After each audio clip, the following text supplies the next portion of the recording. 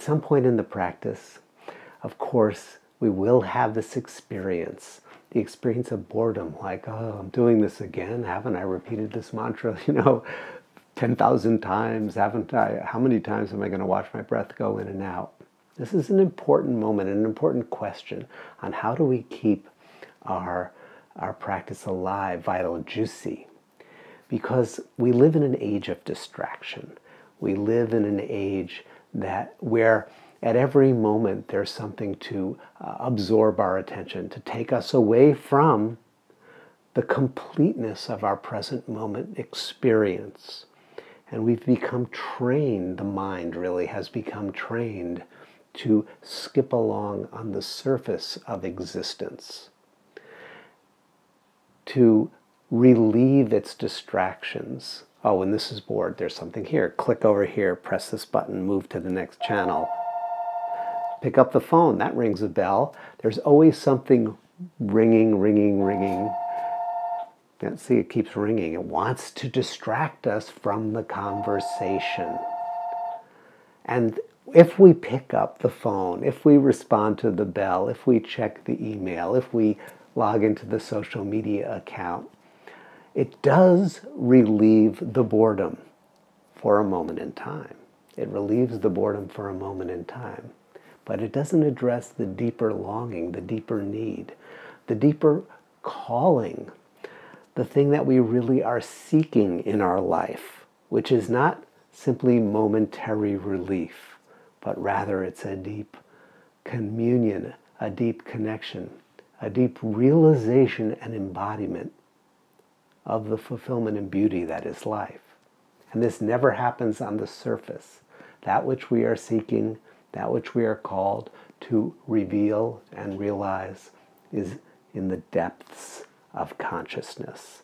What we long for is in the depths. So what we learn to do through the meditative practice is to recognize boredom when it arises.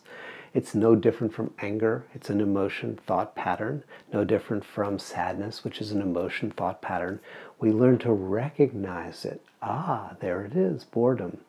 And rather than seek to relieve it, to meet that boredom with loving awareness, to become curious and to investigate it, to recognize that this is this moment's arising experience, and to be present to it. When we are present to the boredom completely, then the boredom transforms. And this is true for every state of consciousness. When we can meet it completely, and when we can experience it completely, it's completed.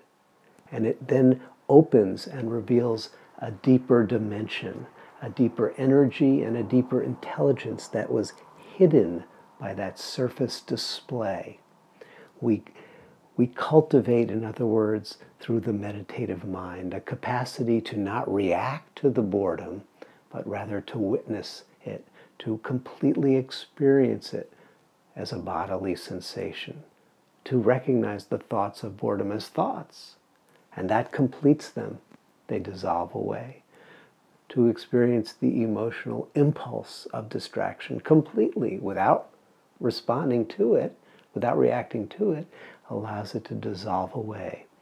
And then subtler states emerge, subtler states which correspond and correlate with this subtler sensitivity to this deeper intelligence that we are now awakening unto. And it goes that way, layer by layer.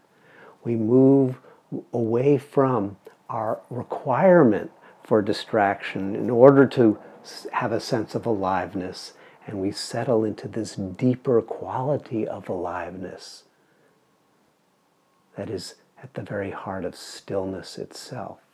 It's an aliveness that doesn't require activity to know that it is.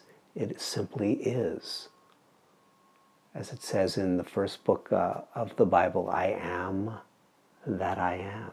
This is beingness itself. This is the presence itself.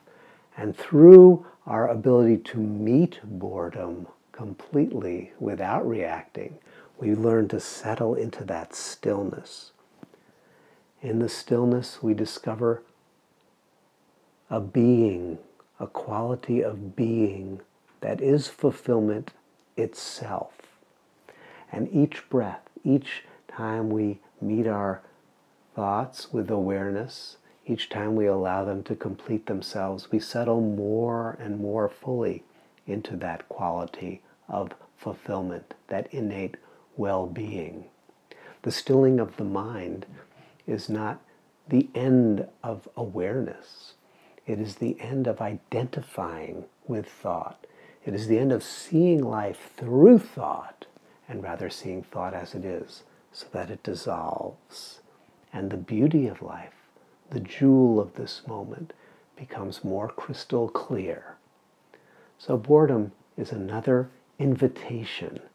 Boredom is another invitation to cultivate our meditative practice, to recognize the pattern that is arising, and to experience it completely so that it can open and welcome us into the next level of our awakening. How do we do this? Drip, drip, drip. Not only through the daily practice of sitting on the cushion, but through the daily practice of living our life as an offering, as an expression of awakening itself.